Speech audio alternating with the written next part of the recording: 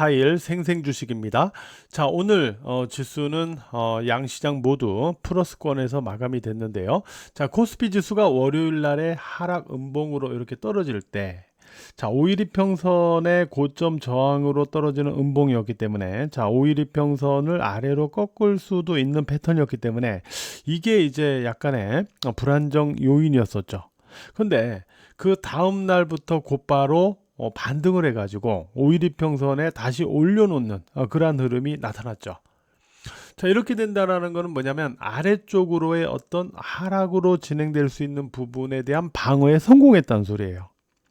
그리고 오늘 또 지수가 이렇게 올라갈 때 보면, 자, 분봉으로 볼 때 이렇게 올라갈 때 보면은 위에서 이렇게 막혀서 다시 이렇게 내려옵니다. 이렇게 내려오는데 이때 왜 무슨 일이 있었냐면은 외국인들의 선물 매도가 있었어요. 외국인들의 선물 매도로 인해서 코스피에서 그 프로그램 매도 물량이 좀 출회가 되는 그러한 과정이 있었습니다. 그 과정 속에서 코스피 지수의 탄력이 좀 둔화되는 모습이 있었죠. 다행히 막판으로 다시 일정 부분 회복하고 마감이 돼가지고 3200포인트를 회복하고 마감이 됐죠. 자, 이런 상태에서는 이제 우리가 아래쪽으로 내려가는 것도 방어가 되고 위에서도 일단 아직까지는 좀 막는 형태. 다음 주 목요일에 선물 옵션 동시만기를 앞에 놓고 지수를 아직까지는 박스권으로 좀 가두려고 하는 그런 모습이 아직은 존재하는 것 같다 라고 볼 수가 있습니다. 그래도 다행히 하방을 방어해줬다. 이 부분이 이번 주 특징적인 그런 의미점을 갖게 될 것으로 보입니다. 그러면 이상의 상태에서는 코스피 지수는 어떤 모습이 필요한지 1차적으로 그 모습이 뭔지를 한번 보면은, 앞에서도 제가 방송에서 말씀드렸지만은 코스피 지수가 고점을 이렇게 낮춰 내려왔어요. 이때 당시에는 이 고점을 넘겨야죠. 근데 여기에서 고점을 형성하고 다시 눌렸다가 또 대반등을 했기 때문에 고점이 여기서 낮아졌죠 또. 근데 저점이 낮아지다가 저점은 높아졌어요. 이제는 요 앞에 고점입니다. 앞에 고점이 얼마냐면 3212포인트예요. 자, 3212포인트를 넘기면 그때 여기에서는 여기였지만 지금은 여기가 되는 거죠. 여기가 3212포인트를 넘기면 저점과 고점이 모두 높아지는 그러한 형태의 흐름이 나타나게 되는 거죠. 이렇게 되면은 저점과 고점이 낮아지던 패턴을 저점과 고점을 다시 높이는 패턴으로 전환시키기 때문에 이거는 긍정적인 변화가 될 수 있다라는 겁니다. 그래서 코스피 지수의 후속 흐름은 3212포인트를 넘기는 흐름이 일단 고점상 필요하다. 이 부분을 염두해서 후속 흐름을 체크해 주시기 바랍니다. 그리고 코스닥 지수 같은 경우는요.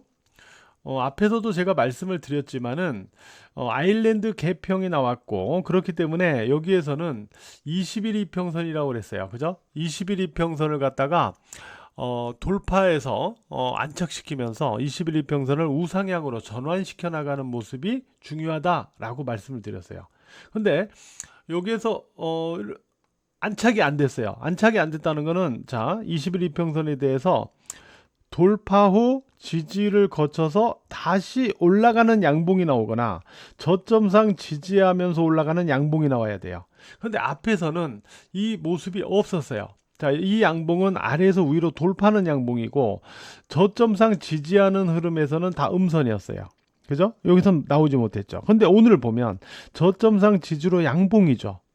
그래서 우리가 원하던 20일 이평선에 대한 돌파 안착이 오늘 일단 만들어진 모습입니다. 그래서 일단 뭐 어느 정도 다시 또 기대치를 가질 수 있는 그런 모습을 만들었다라고 보고 있는데, 일단 코스닥 지수는 21일 이평선을 위로 이렇게 전환시켜 나간다면 이제 긍정적인 패턴이 되는데요. 이 820포인트를 돌파해 나가면 확실하게 21일 이평선을 돌려나가겠죠. 그죠? 그래서 어쨌든 오늘 코스닥 지수는 21일 이평선 돌파 한짝에서 긍정적인 그런 모습을 만들었다라고 볼 수 있겠습니다. 오늘 코스닥 시장의 이 반등 견인은 일단 반도체가 좀 만들었거든요. 반도체가 만들었는데 오늘 보면은 유니셈 같은 종목들이 반등을 했죠. 그죠? 그래서 유니셈이 오늘 이렇게 올라갔어요. 그리고 유니셈뿐만 아니라 주성 엔지니어링, PSK 홀딩스, ISC 이러한 종목들의 상승세가 있었습니다.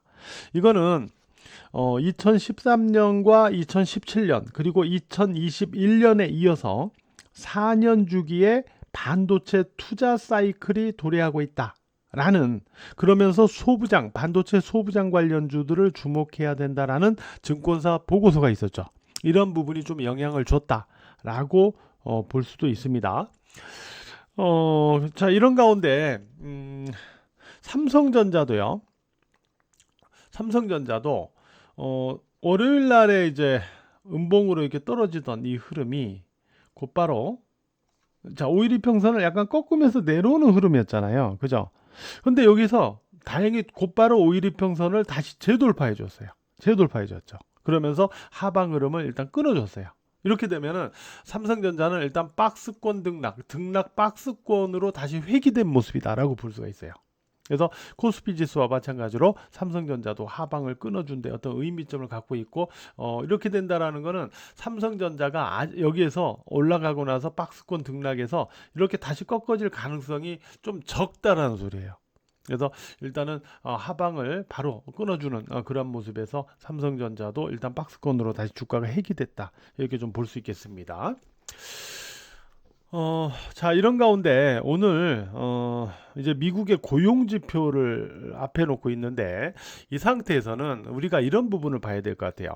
동전의 양면 이랬는데, 일단 미국의 8월 고용 지표입니다. 자, 고용 지표가 뭐죠? 결국은 경기잖아요. 그죠? 경기 지표니까 길게 보면, 중장기로 보면 경기 지표죠. 그런데 단기로 보면 9월 FOMC에서의 금리를 결정하는 요인이 되는 거죠. 자, 그래서 만약에 고용지표가 안 좋게 나오면 경기가 안 좋은 거잖아요. 즉 중장기적인 모멘텀에선 안 좋은 거잖아요. 근데 단기로는 금리 인하의 가능성이 높아지기 때문에 단기로는 또 긍정적인 모멘텀이 되잖아요. 그죠? 그래서 이게 동전의 양면이라는 거예요.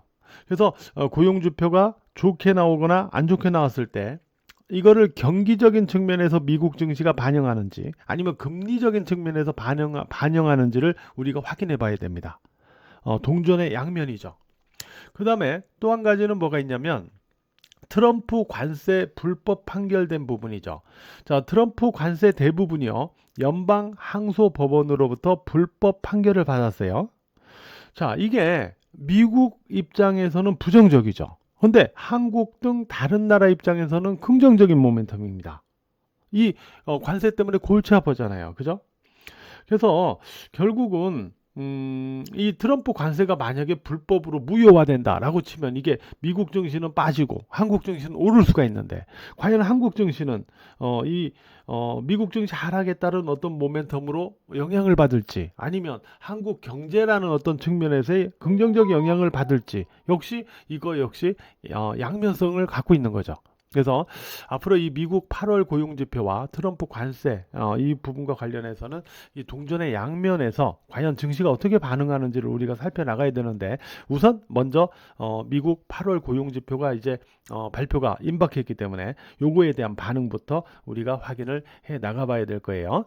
자, 오늘 장의 특징 종목으로는 유니셈과 HD 한국조선해양, 그리고 삼천당제약, 이런 종목들을 한번 살펴볼게요. 자, 먼저 유니셈을 보면은, 유니셈은 삼성전자의 평택 4공장 효과가 이제 기대된다라는 그런 부분이 있어요. 그러니까 삼성전자의 평택 4공장의 효과가 3분기 말부터 해서 내년 1분기까지 집중된다라는 거죠. 그러면서 이 기간 동안에 실적이 강세를 보일 수 있다 라는 부분이 오늘 반등의 모멘텀 역할을 했고요. 일단 지금 위치에서는 이렇게 올라감으로써요, 5일 이평선을 쌍바닥으로 만드는 형태가 됐어요.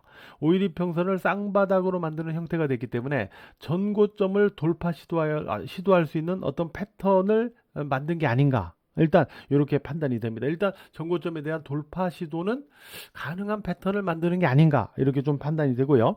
그 다음에 HD 한국 조선해양 같은 경우는 일단 조선주들은 막 제각각입니다. 지금은 등락이. 그런데 HD 한국 조선해양 같은 경우는 직전 고점을 돌파한 다음에 여기를 지지로 유지해주고 있는 모습이죠. 그죠?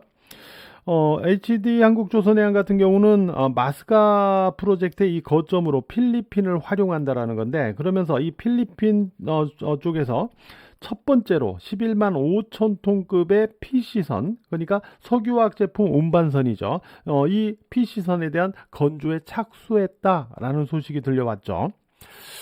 일단 이런 상태, 이런 상황 속에서의 어떤 그 HD 한국 조선해양, 어쨌든 전고점을 돌파해서 지지로 전환하고 있기 때문에 패턴 기조가 계속 살아있다. 이런 측면에서 우리가 관심권에 놓고 한번 계속 흐름을 봐야 될 것 같고요.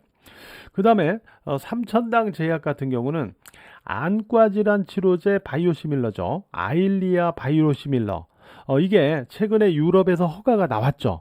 네, 그리고 나서 일본에서도 허가 절차에 지금 돌입하고 있는데, 빠르면 이번 달에 공식 허가 발표가 나올 수 있다라는 모멘텀이 있습니다.